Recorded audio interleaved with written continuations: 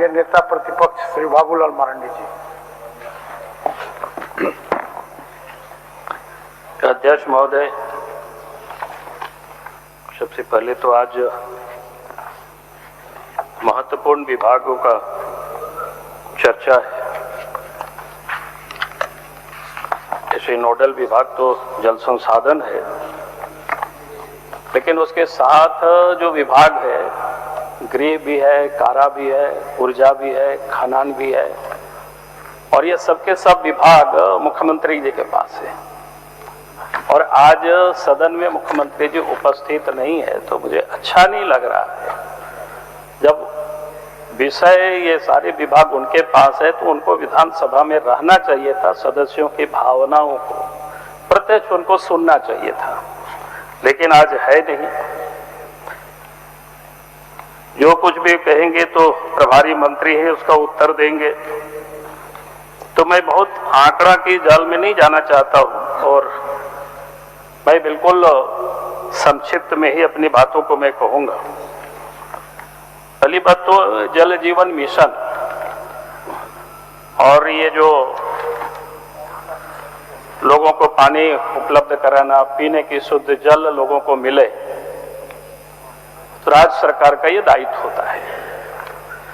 और उसके लिए आपने देखा होगा, जैसे आप यहाँ आए आसन पर तो सभी सदस्यों ने जल को लेकर के चिंता व्यक्त की और सबों ने कहा कि चापाकल मिलना चाहिए। मैं ये नहीं कह रहा हूं चापाकल आप देंगे नहीं देंगे, ये तो आपके ऊपर है। मैं ये कहना चाह रहा था कि अगर हम गलत नहीं हो तो जब राज्य में हेमंत सोरेन की सरकार बनी थी 2019-20, और उसी समय से भारत सरकार ने, देश के प्रधानमंत्री नरेंद्र मोदी जी ने जल जीवन मिशन प्रारंभ किया था। लेकिन आज अफसोस होता है उसकी आपने इतनी भट्टा बिठा दिया, कबाड़ा कर दिया। अभी आंकड़ा आपको बताएं कि हमें 1/4 भी गांव तक हम नहीं पहुंच पाए हैं कि जहां हम लोगों को नल से जल उपलब्ध कराते हैं। हम कई रोना रोते हैं, आप उधर से कहेंगे, लेकिन मैं इतना जरूर कहूंगा कि आपने देखा होगा कि 2 दिन पहले भारत सरकार ने कैबिनेट में निर्णय लेकर के उस योजना को 2028 के दिसंबर तक बढ़ाया है अध्यक्ष महोदय। और इसलिए मैं कहूंगा कि आपको दिन रात लग करके, मेहनत करके इस बार आपको काम करना है। उसमें कोई ठेकेदारी नहीं करना है, अपने चहेतों को नहीं देना है, इसमें लूटना नहीं है। ये मैं अध्यक्ष महोदय सरकार से मैं कह रहा हूं कि अगर आप 2028 तक अगर आप संकल्प कर लेंगे तो मैं कह सकता हूं, अभी 26 है, 27 है, 28 है, नहीं 2 वर्ष का काफी समय होता है अध्यक्ष महोदय। आप 2 वर्षों में जल जीवन मिशन के तहत आप योजना को, यानी नल से घर तक जल को आप पहुंचा दीजिएगा, लेकिन आपको उसमें ईमानदारी से प्रयास करनी पड़ेगी। दूसरी बात मैं कहूंगा कि अध्यक्ष महोदय, पहले भी इस विषय पर चर्चा हुआ था, जल संसाधन विभाग की जब हम सब लोग चर्चा कर रहे थे।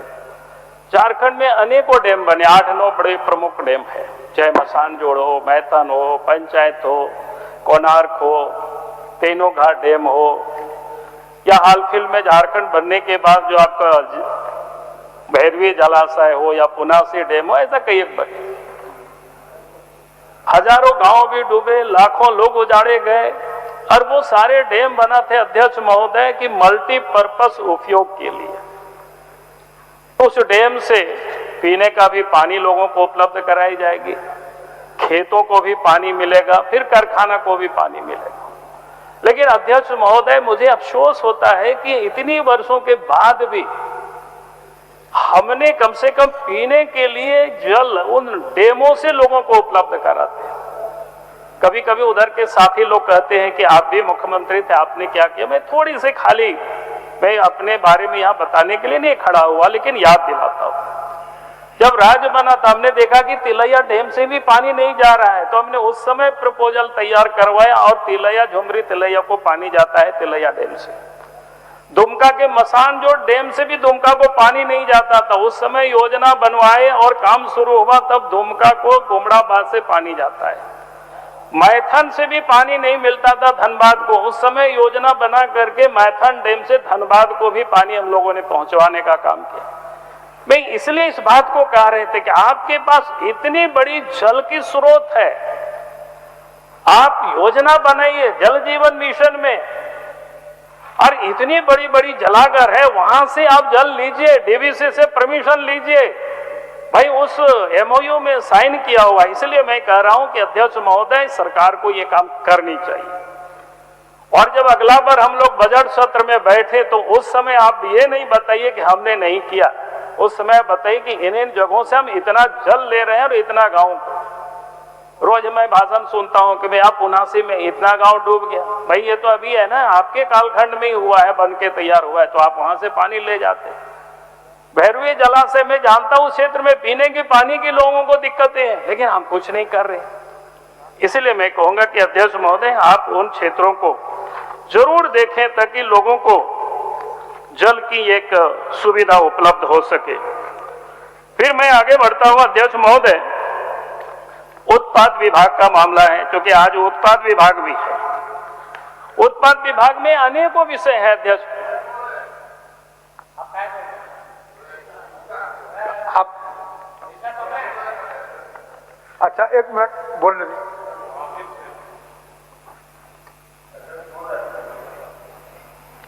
माननीय प्रतिपक्ष के नेताजी अभी बात बोल रहे थे कि जल जीवन मिशन के तहत झारखंड के हर घर में पानी पहुंचना चाहिए।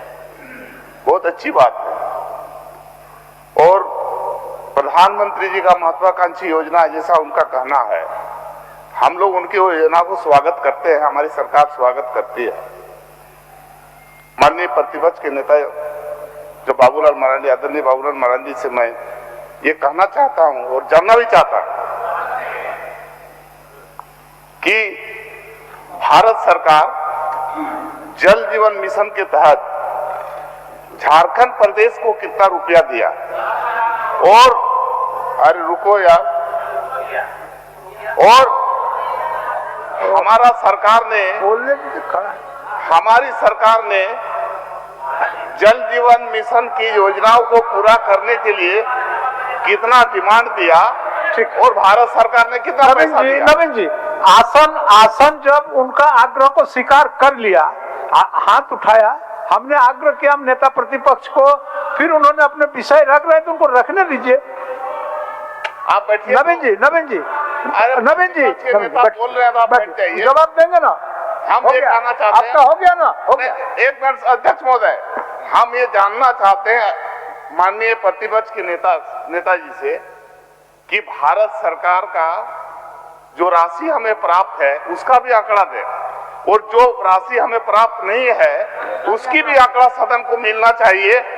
तो हमको कितना मिला कितना नहीं मिला इसका भी जानकारी हम प्रतिपक्ष के मान्य नेता बोलिए।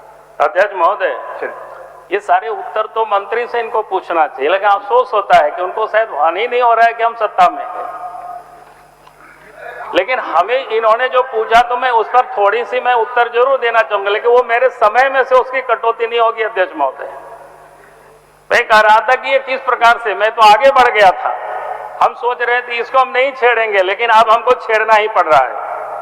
अध्यक्ष महोदय, आपको पता है कि जल जीवन मिशन यानी पेयजल के कारण ही यहाँ रांची में जो घोटाला हुआ 23 करोड़ रुपया का, और उसमें से एक कर्मचारी है संतोष कुमार, जिसको फर्जी बैंक खाते के जरिए करोड़ों रुपया उनकी निकासी किया गया, जेल भी गए, उन्होंने कहा भी, कबूल भी किया, बाद में जेल से निकला, और फिर सरकार के जो पुलिस के बाकी जो दबाव हुआ तो फिर क्या हुआ, ईडी ऑफिस में जाकर के सर फोड़ लिया। अभी तो सीबीआई को जांच के लिए हाईकोर्ट ने दिया है। मैं ये कह रहा हूं कि कितना पैसा मिला, 9000 करोड़ से अधिक का करीब योजनाएं थी, कितना पैसा मिला तो सरकार बताएगी, क्यों नहीं मिला वो बताएगी। तो इसलिए आपको ये अपने मंत्री से आपको पूछना चाहिए था, हम ये नहीं, आपको नहीं मिला तो आपकी कमजोरी के कारण आपने काम नहीं कर रहे, इस कारण से आपको पैसे में नहीं मिलते। अध्यक्ष महोदय,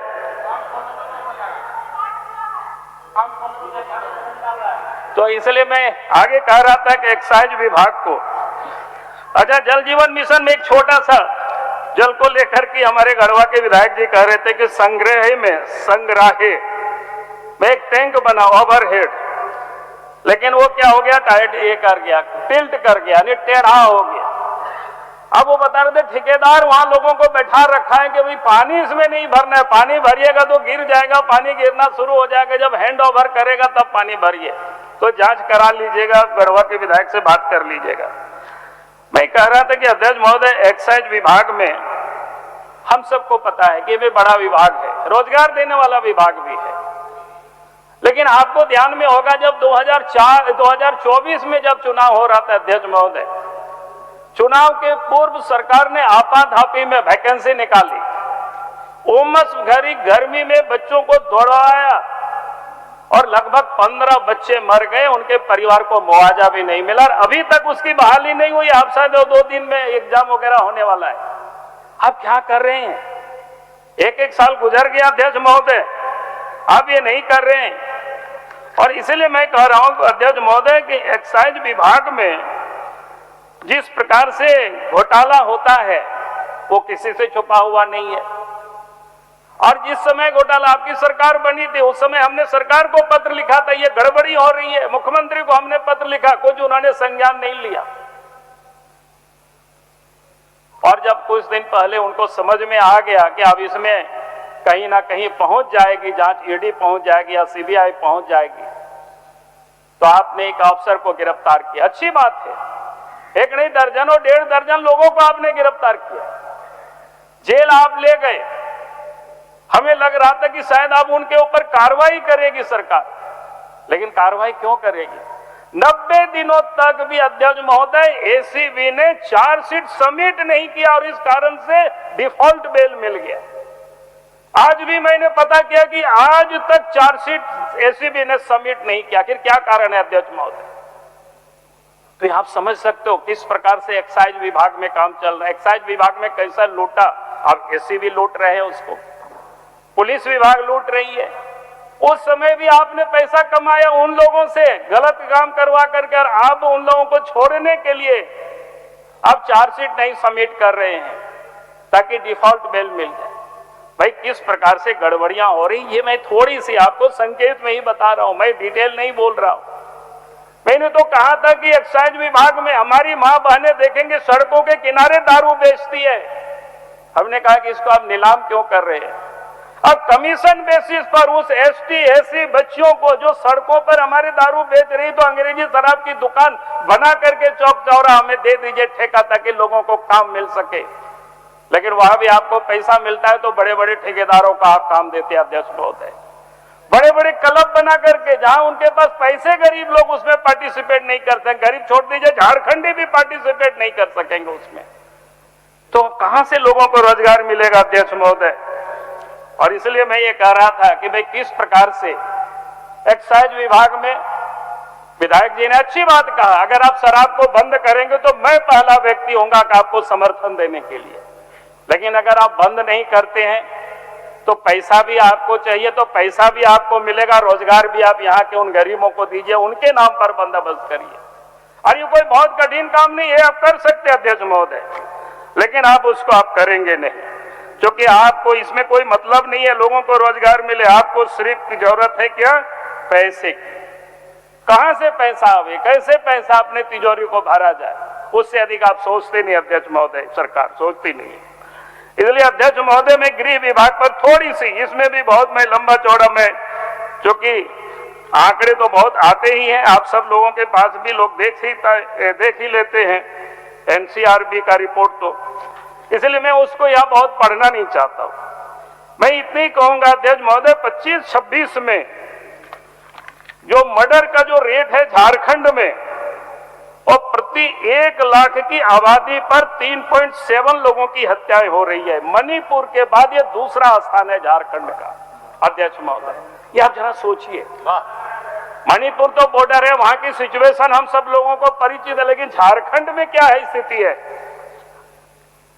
और आजकल एक लोगों को धमकियां मिलती है, सारे उद्योगपतियों को, सारे व्यापारियों को, कोई प्रिंस खान नाम करके गुंडे हैं, अब इतना परेशान कर रखे धनबाद से लेकर के रांची तक, यानी 12 महीने में रंगदारी एक्सटॉर्शन को लेकर के 60 गोलीबारी हुई है, घटनाओं दर्ज की गई है। अध्यक्ष महोदय, आप जरा सोचिए क्या हो रहा है।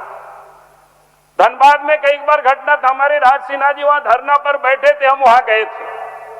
उसके बाद उस समय हमने डीजी पुलिस से बात की। हमने कहा कि भाई एक अपराधी इस प्रकार के आतंक फैलाए हुए झारखंड में कर क्या रहे हो? तो डीजी पुलिस ने हमें क्या बताया कि साहब वो रहते हैं दुबई में। हमने कहा कि दुबई से कोई मिसाइल तो नहीं चलाते हैं? आखिर उनके गुर्गे तो यहीं रह करके लोग वसूली करते होंगे, यहीं लोगों को परेशान करते होंगे।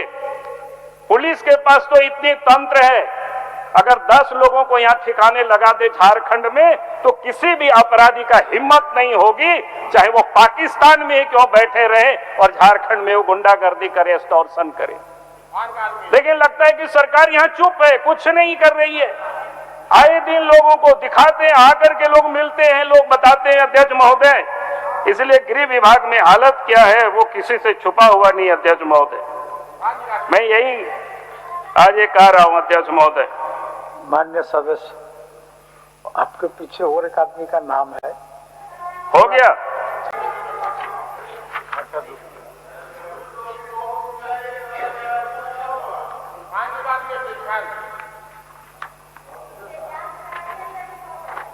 बोलने दीजिए। क्या हो गया? और मैं कारा विभाग से एक विषय अध्यक्ष महोदय, अब 25-26 के बजट में कहा गया था काराओं में मोबाइल फोन के उपयोग को रोकने के उद्देश्य से 4G सेल फोन जेमर कार्य का अधिष्ठापन किया जाएगा। लेकिन पूरे 1 साल में अध्यक्ष महोदय एक 4G क्या बोलते हैं जेमर नहीं लगा पाया अध्यक्ष महोदय। अब 26-27 में उसको 4G के जगह उसको 5G कर दिया है कि आप 5G लगाएंगे। अब पता नहीं लगेगा कि नहीं लगेगा, आप सोच सकते हो। ये सब कोई बहुत बड़ी बड़ी बातें नहीं है अध्यक्ष महोदय। तो इसीलिए मैं ये कह रहा था कि किस प्रकार से सरकार काम कर रही है अध्यक्ष महोदय, ये कुछ उदाहरण मैंने सरकार के समझ रखा। और बाकी वित्त विभाग में जो कि वित्त मंत्री जी यहाँ उपस्थित हैं,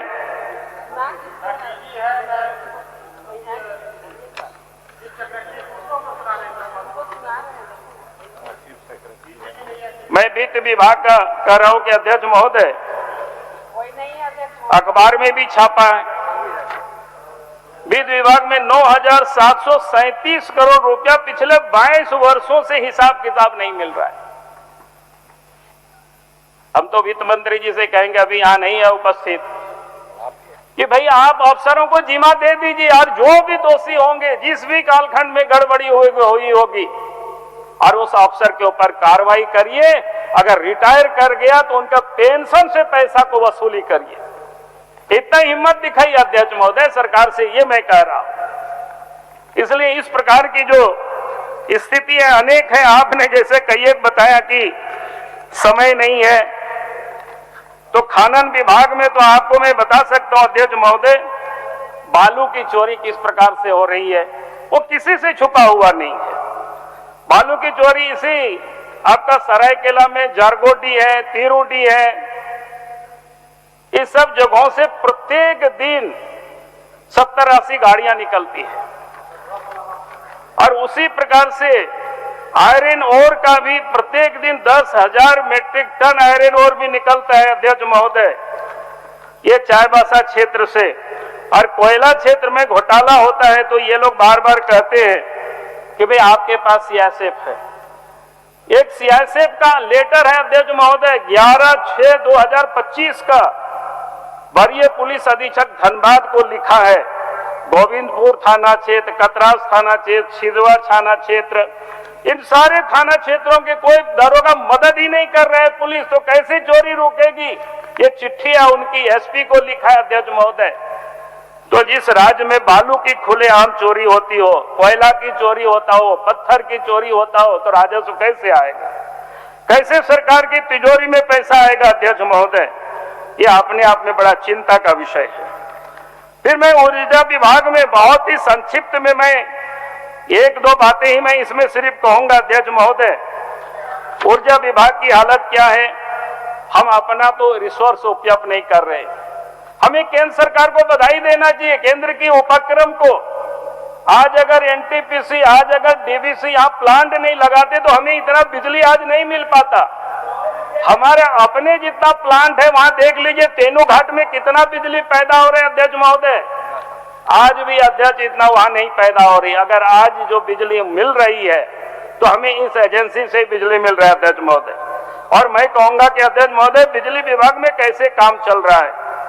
160 करोड़ रुपया जो एफडी किया हुआ तो गायब हो गया अध्यक्ष महोदय, अभी तक पता नहीं चल रहा है विभाग के खातों से। ये इस प्रकार से आप सोच सकते हो कैसे अनियमितता है वो बिजली विभाग में, जहां 160 करोड़ तो सरकार हिसाब नहीं दे पा रही है, वहीं दूसरे ओर उपभोक्ताओं को 23,000 उपभोक्ताओं के ऊपर बिजली चोरी का मामला सरकार ने दर्ज कर रखी है।